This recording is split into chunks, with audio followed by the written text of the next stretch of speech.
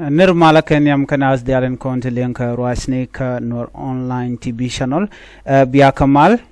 Kajan Guasamete Konkaleran Bukonaling Leran Banalat Katin Twore Wicha Kaso Sudan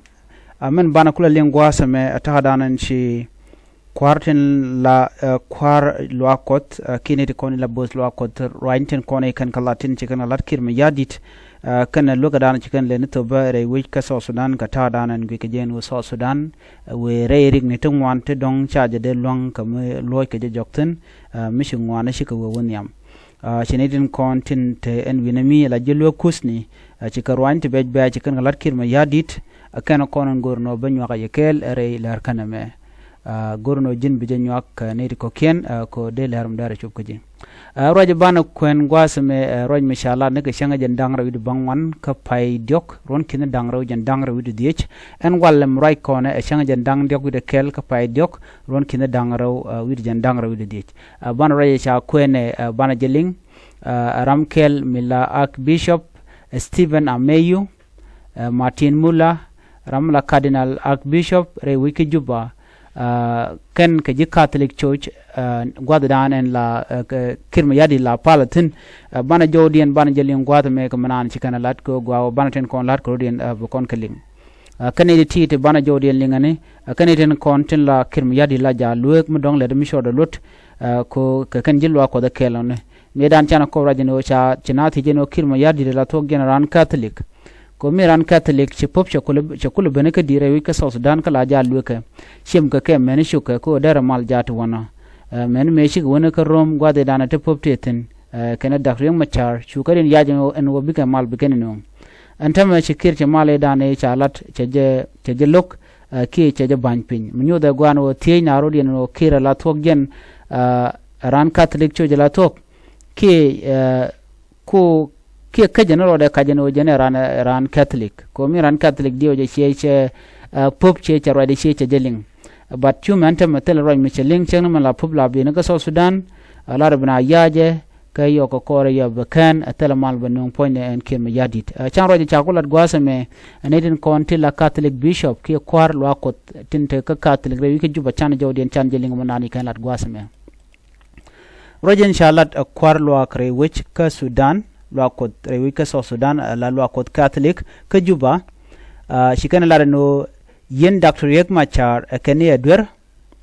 ka nawo cha de ni Uganda chagalen nongre wika so Sudan ke juba kirma yadi tikala no edwerba mulu de rode de kume mala kume kirma yadit mentene de alte ke pindere wika so Sudan de kan de ni de kan ga jalu jok chikala wonene anta ji Uganda name nyu de je gwano biken juba ki so Sudan biken jako ba gwakur adong de je dup en gwado mo bala gwakur shit kamente juba mi ko chetwok da kam win dangra da ga chu mo kariek bo ki de kor da ro da chu togo nono lueg ne ki mo yadit ko ken de kan mi shit kan mo de kan la let de ne ko la de Uganda de ko lo jok gwada me chikan nyo la no de Dr. Yek Machar de jelun ka de kum Uganda de shu lo jok lo che de tire wich ka juba ka roja dana sha la de ken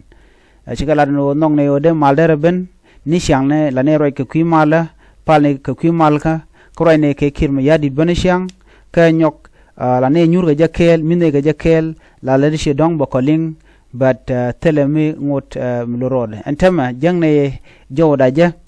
ko dara mal dara jelo jok kenyam enu be mal be ben be yi gorno be Dr. Yek Machar be jeluñ gwada dan ci yenten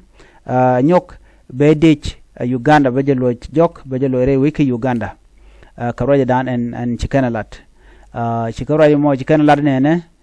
jene chang ne ko ne la tin la jiwo jentama chika dwal longa dwal mi dit ke kum Uganda men jel ka maja gargare wiki juba ken witen ko ken tin tie ke juba kene mu gori no be so Sudan be te kamal ki be mal be benten chirek chikan bu woniam goro jeno en kum Uganda de ka lo jok ka de Dr. Yek Machar ko raspele mayo de jeluñ chikara mo chikane queen Ramadan ela kirma yadit ka do badan dong de mal der ben kaje telemishi kirma yadit la tenene me tel roñ me che nyoko mu lo jetin ko kirma yadit tenede to pinde tin kon la advisor ke tila je kula advisor no jin che tako bi jin kuor ka charge bi watch re kuor kana mo ala jen use ne system dung Uganda en kir mayardit che mangai kon no Museveni ala dore ajen Canadian konen ka ko Uganda ajen do dan gor kir bono gadde nyeka en ram mo melaran marka de Canadian konen bi re kumaka na mabo kel mishro de lut so man ba kula ngaje wona na ala South Sudan che ke Uganda so ko kije mo de kir mayardit dar yik charba gwa kir mayardit niwo be kum Uganda be jinung re wich ka juba no mo bo re ke der mi cha gorno da lat duno che de lat ka bom dan te ke je charo mo cha ja kwen ani de konti la kwar lo ko den go ne ni mala no be re wich ka South Sudan tine kir mayardit ko be mala mo be jata wana ko jaram dan te ko blanco be mal be jenung ke jaram dan te ko blanco chamal che jibinong charo mo cha ja kwen kon roje me kon jeling me be kon ko de kon ngwan nyoko mat kon gatin kir mayardit be ngaje no jen cha ja lang long ko korun dangwel rodial cha ja lang pop en lude ne ja dier ndir shal ga pop la kuer catholic ke kuer win mon ba ko jaram dan ngat en jelung wi mon chia de ngaje no ko kon te kon ci yede de jen baltem ci nyok ci pone nyok mo ci pol duno ko kor jongde pay wo ci beje lung ci let ci dong de yede da jen ci war gan ba ci ko garne kir mayardit reering tin kon lat ko rodien en go jin no go be malbe de ten no kir mayardit chaja on long ke chaja lang long wude chal ke pobe bado bumnu wide ko te ke she manate te kore ti jogo jeno jen chu mal chu jeno dol ken ko mishi mal che ben da to ko ne ti dong de yan ko te ke corruption ngwani ken kalat so do dan bu kare ganga je o biken kwar biken jago chaja bu jegne ko ken a chang chaja jegba chikan gorno dong te garam de mo position mu din mit gwad dan te ketin chit ko position ko ne te ketin de ngaje no so dan ke jen gwasme ne ti roaje kaji duar kir mayardit ne konen tie kaji duar kir mayardit ene mulat kamo kwal kan yo lel kanungu kala jala don so ne me agenda lo kir no don de malda ritin la belene dakring machar ka dakring machar tele le long ko generam chira ka marbut ram cha yene jemi tre wi ki jubba tele je dech de ne ka dial cha ga disam ne cha ngach dino de ne kontrar kan ne konen te ka mach jen me were we chawre we jalo arami dong we ka kor ngaje ne jeno shi international community chicken kir mayardit chicken pressure ko mala bi ko la lar ke jaram dala mala jayer me chala wore we ke juba lo de maldar ben la chwa postpone election mal dial kan ka la transitional government kan de leka kan constitution permanent constitution la bongon min melar ken o sha de le nyoko mo dakaje kan kontuk kan unify force kan ka mat gwat kel ko kan tele yuti la da kelet ke je do brani ken lat ke je bat chi jen lode te gro mi chala da Michael Makoilo ne ke 2018 gwazidan lat ke transitional government je lar che de mutugo no be reng machar ken kir mayardit biken malame biken atan che de mutuok chigan la no dakreng machar panjo ben ga juba but changa kel mi bakalat kim bakal wagja che man tuok ki beru kel kana self ke mayardit ken na mo chaje bila let ke che man tuok no mo agenda tin chu man tam milen quantity a chante mi gu kono mile roda mi shala ke mayardit mi kana tain kana wuri shalga Makoilo and Michael Makoilo at Ramadan and Yin Warilong,